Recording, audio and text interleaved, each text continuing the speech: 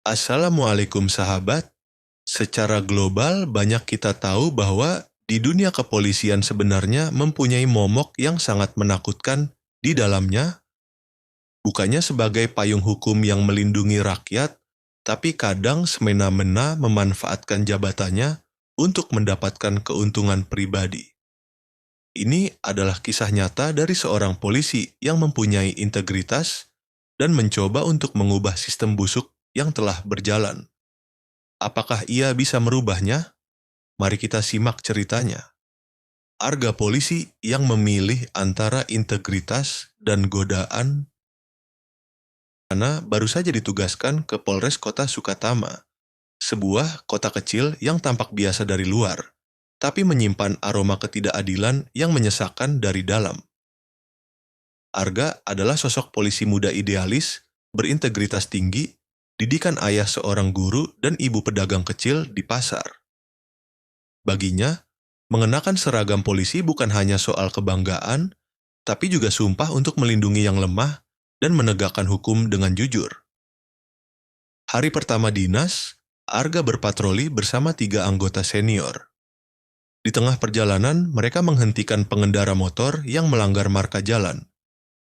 Namun, alih-alih menilang sesuai prosedur, salah satu seniornya justru menyelipkan kode.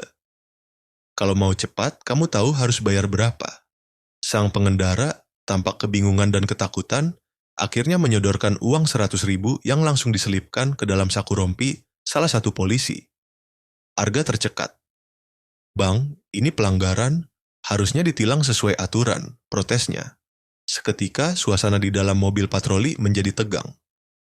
Salah satu rekan patrolinya menoleh dan berkata dingin, "Kau masih baru, jangan sok bersih. Di sini kita main keluarga. Jangan jadi musuh kalau kau mau lama di sini." Beberapa hari kemudian, Arga mulai sadar bahwa perilaku itu bukan kejadian tunggal. Hampir setiap pos penjagaan, setiap operasi razia, selalu ada transaksi uang gelap. Tilang fiktif, pemerasan sopir truk, bahkan jual beli barang bukti. Arga mencatat semuanya dengan harapan bisa melaporkannya ke divisi Propam. Namun, langkahnya tak mudah. Ia mencoba bicara empat mata dengan atasannya, Kompol Rangga, berharap menemukan sekutu yang bisa dipercaya.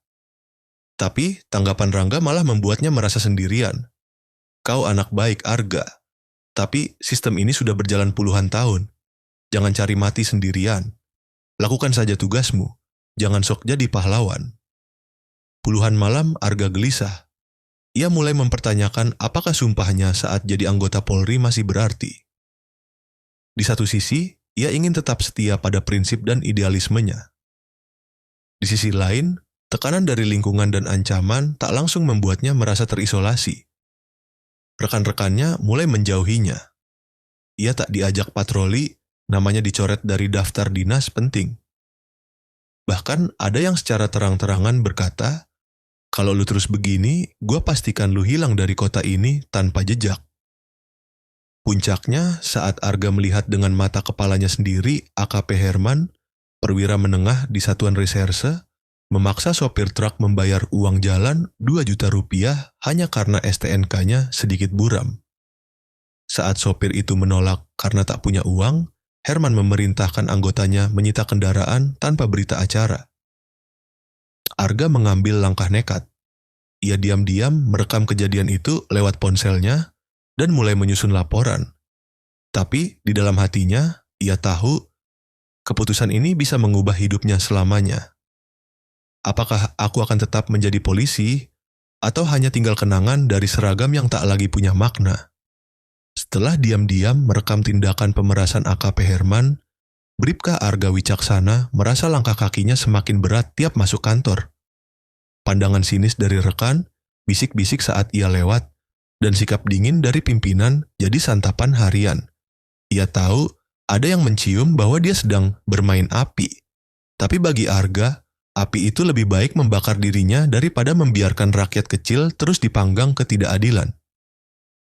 Arga pun memutuskan untuk menyusun laporan resmi ke Divisi Propam Mabes Polri, lengkap dengan bukti video dan nama-nama pelaku. Namun, sebelum laporan itu dikirim, ia menerima telepon tak dikenal. Suaranya tenang tapi menekan. "Bribka Arga, kami tahu kau punya rekaman. Mari kita bicara. Jangan buat kesalahan yang bisa membuatmu menyesal seumur hidup." Beberapa jam kemudian, ia diundang ke sebuah pertemuan di restoran mewah di pinggiran kota. Yang datang bukan sembarang orang. Pak Budi Darmawan, pejabat tinggi di Biro Hukum Daerah, dikenal dekat dengan jajaran kepolisian dan tokoh-tokoh elit. Duduk santai, Pak Budi melempar senyum sambil meletakkan sebuah koper di atas meja. "Saya tahu kau punya prinsip, tapi prinsip tidak akan membayar rumah sakit ibumu, bukan?" Koper itu dibuka perlahan. Isinya, setumpuk uang 500 juta rupiah tunai, lengkap dengan slip tunjangan dan berkas promosi jabatan ke Polda Metro. "Tutup laporan itu, lupakan rekaman. Dan kau bukan hanya selamat, tapi akan melesat naik pangkat. Ini bukan sogokan, ini hadiah atas kebijaksanaan." Arga diameter. Tangannya gemetar, tapi matanya tajam.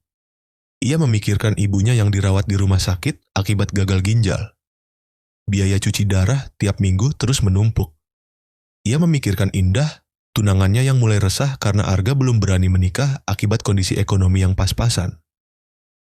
Arga bahkan mulai dijauhi keluarga karena dianggap keras kepala dan sok benar.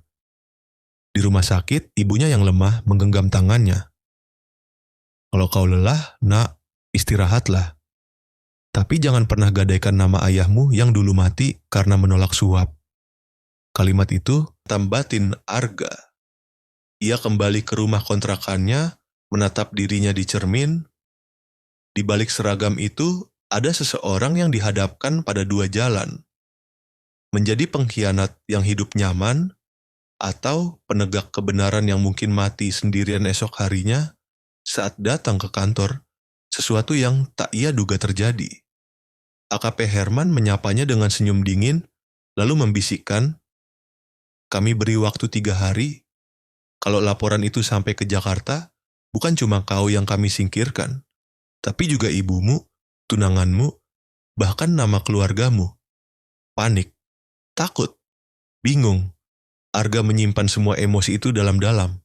Tapi satu hal yang ia tahu, kebenaran yang tidak diperjuangkan akan mati perlahan, bersama rasa kemanusiaan.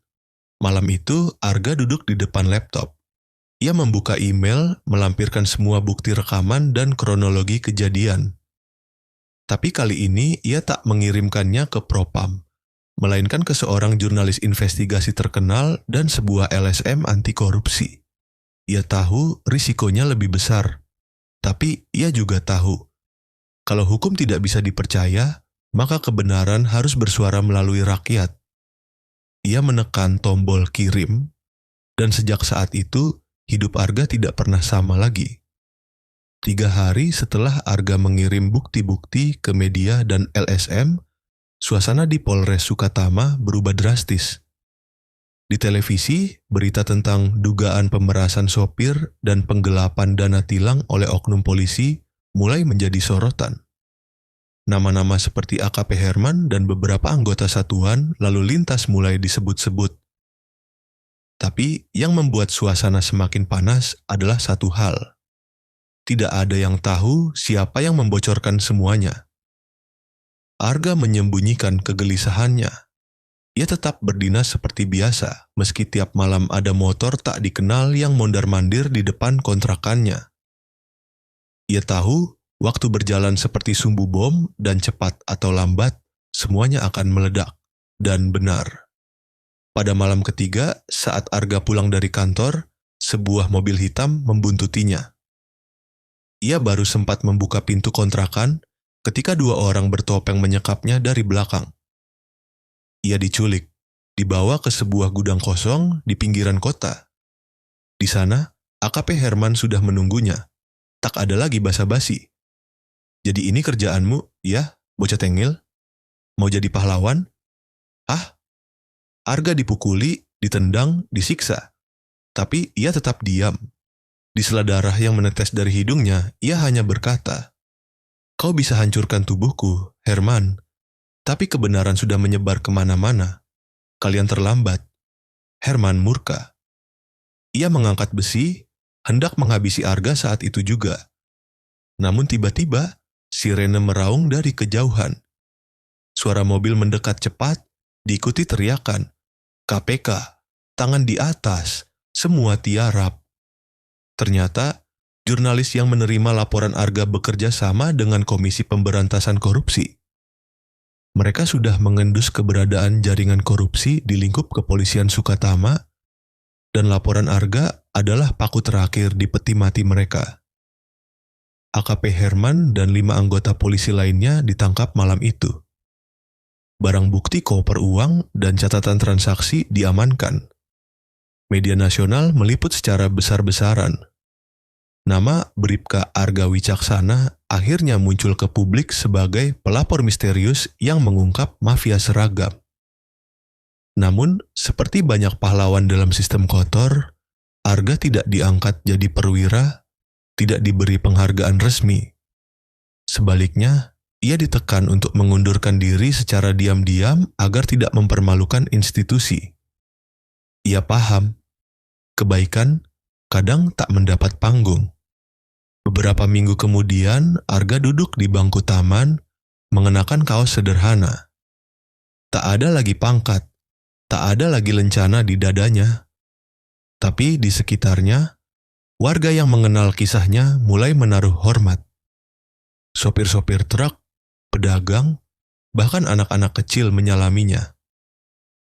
"Bapak Arga, terima kasih sudah berani jujur." Indah, tunangannya, berdiri di sampingnya sambil menggenggam tangan. "Aku tetap mau menikah denganmu, bukan karena kamu polisi, tapi karena kamu laki-laki yang berani hidup benar." Beberapa bulan kemudian, Arga mendirikan lembaga advokasi rakyat kecil, memberi bantuan hukum gratis pada mereka yang jadi korban penyalahgunaan wewenang.